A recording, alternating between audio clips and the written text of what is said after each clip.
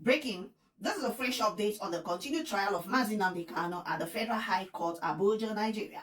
The day's proceeding began with the lead counsel for the defense, Chief Kanu'S, informing the court of the letter by the lead counsel for the prosecution, Mr. Adeboyega Awomolo-san, about illegal live streaming of court proceedings. He recommended that phones be banned from the courtroom, lamenting the action of a member of the defense team, Chief Aloy Ejimako, who is alleged to be posting misleading information on social media.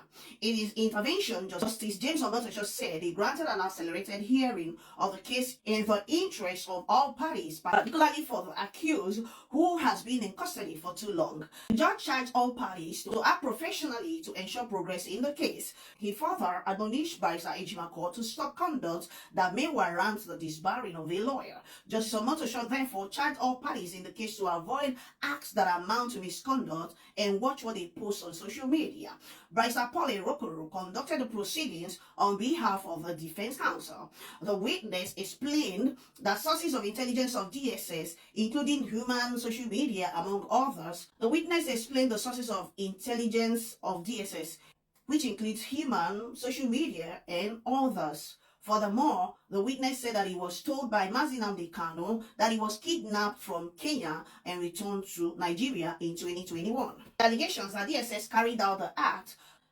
The witness said that the agency lacks the power to effect arrests beyond Nigerian borders. The witness further stated that Mr. Kanu, through his Radio Biafra London, incited violence, including during the NSAS protests in Lagos in 2020. Adding that the defendant expressed readiness to make Biafra possible by all means. The DSS official stressed the inciting comments made by the IPOB leader, which led to the burning of a police station in Ebonyi State. A Lagos State High Court and the cargo shield of the Murtala Mohammed Airport. At some point during the cross-examination, Barrister Paul Erokoro sought adjournment, informing the court that there's a video clip that the defense seeks to tender. He requested for some time to make that possible. Meanwhile, the court admitted as evidence satisfied 2 copies of judgments of 3 fundamental rights enforcement lawsuits instituted by Nnamdi Kanu. These are those of the Abia State High Court, Federal High Court, Omahia Division, and another by the High Court of Enugu State. In conclusion, Justice James Omotosho subsequently adjourned the case to Thursday, the 22nd of May 2025, for the conclusion of the cross-examination of the second witness. I actually thought that they would wrap this thing up today, but amazingly, the case has been adjourned to Thursday, which is just the very next day, 22nd, for the continued hearing. It is well. We've waited all this long, so I think we're able to wait more.